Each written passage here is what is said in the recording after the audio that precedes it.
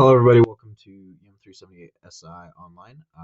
We're starting our exam 3 review. This will be the first of 3 videos that I'm going to post with the 3 problems from the exam that I posted on the SI website.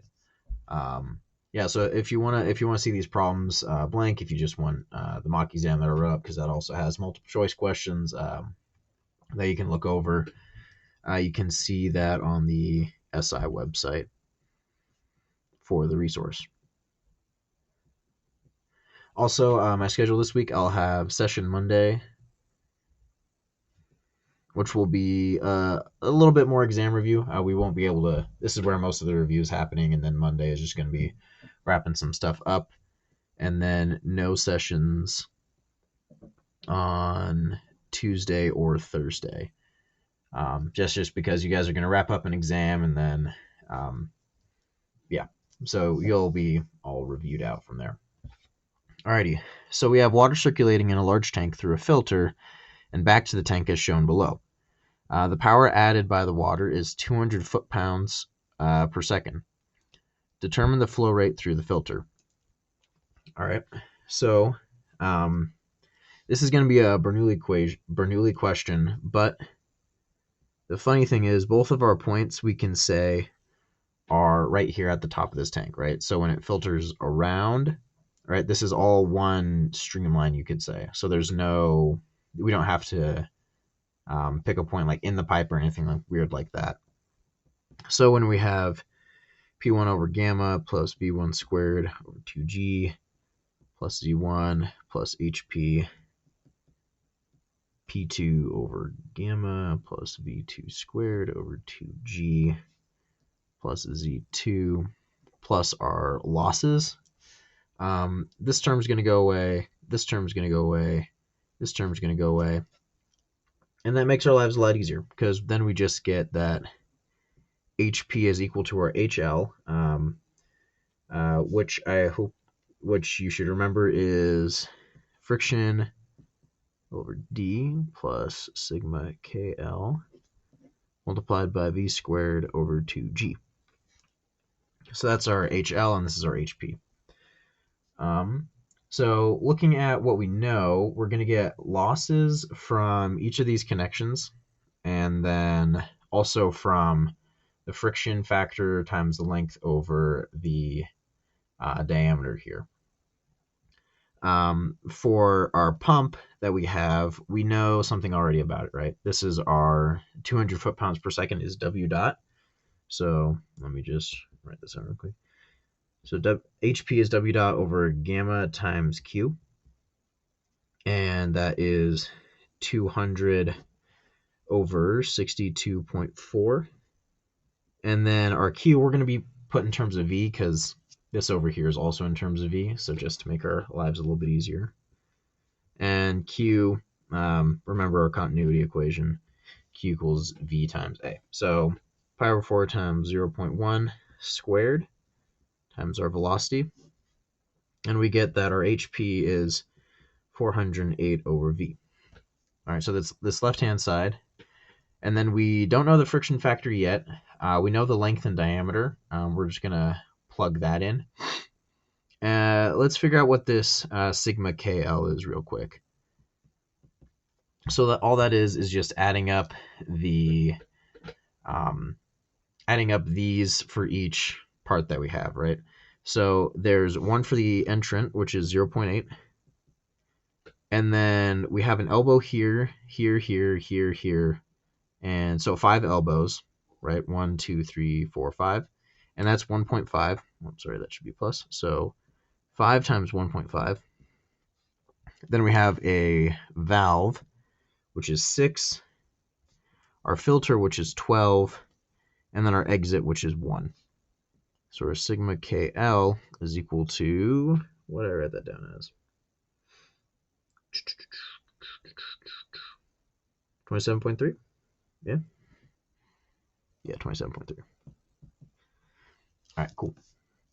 So then we can take all of this, plug it back up into there. So we have 408 over V is equal to our friction factor, times L, which is 200 feet, with a diameter of 0.1.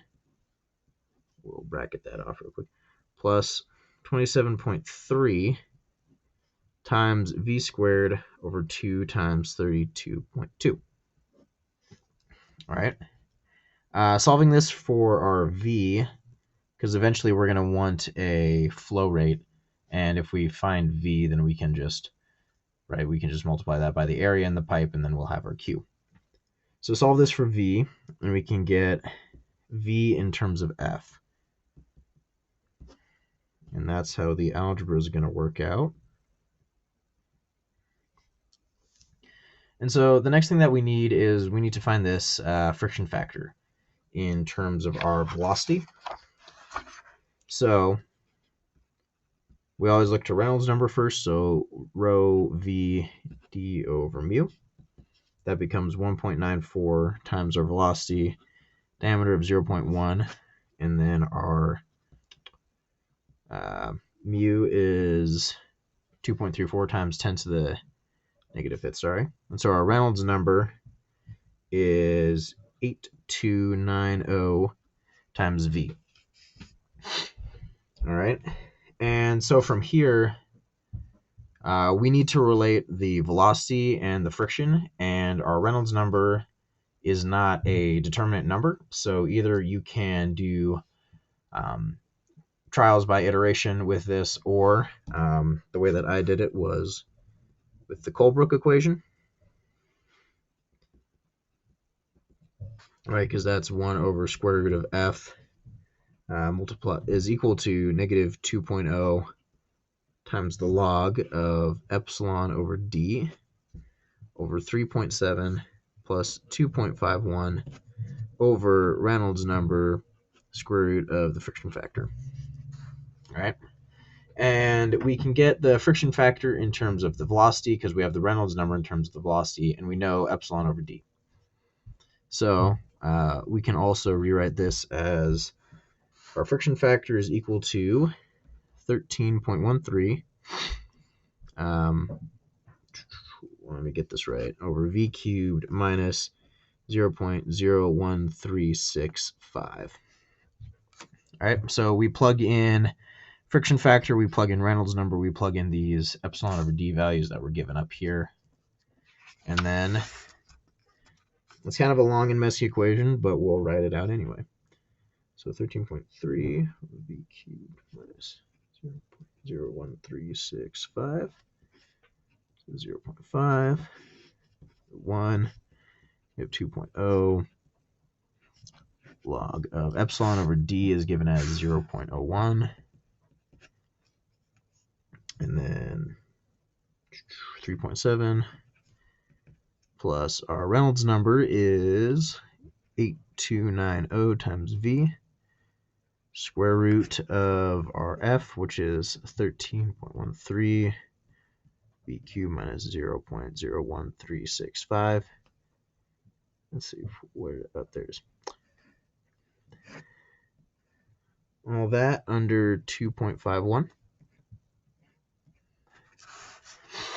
So kind of a long, messy equation, but your calculator will do this for you. Just solve for v is 6.29 feet per second. And then once we're there, we know that q equals VA. So 6.29 times the area is pi over 4 times 0.1. Whoops. Let me rewrite that. 6.29 times pi over 4 times 0.1 squared, and we get our q value. Write that down here, is 0.0494 feet cubed per second. Ran out a little room a little bit there, but so that's the answer there. One theme that I think you guys have noticed by now is in these last few problems, there's a heavy reliance on either the Colebrook equation or knowing how to do trial and error to get from a Reynolds number that you don't know to a friction factor, and then plugging those numbers back and forth to get what you're looking for. Yeah. So in a lot of these problems, the focus, or in these Bernoulli equation problems, the focus won't be on these terms here, the pressure head, velocity head, or the elevation head. It's mostly going to be on either a pump or more often these losses here, because that's where all of the that's where the focus of this chapter has been, right? From getting Reynolds number, friction factors, stuff like that. Because this is everything that we've seen before, right? But this is what's new. But that doesn't mean you're not going to have to do something with a pump here. All right. So that's problem one. Second problem we're going to go over is a n-dimensional analysis problem.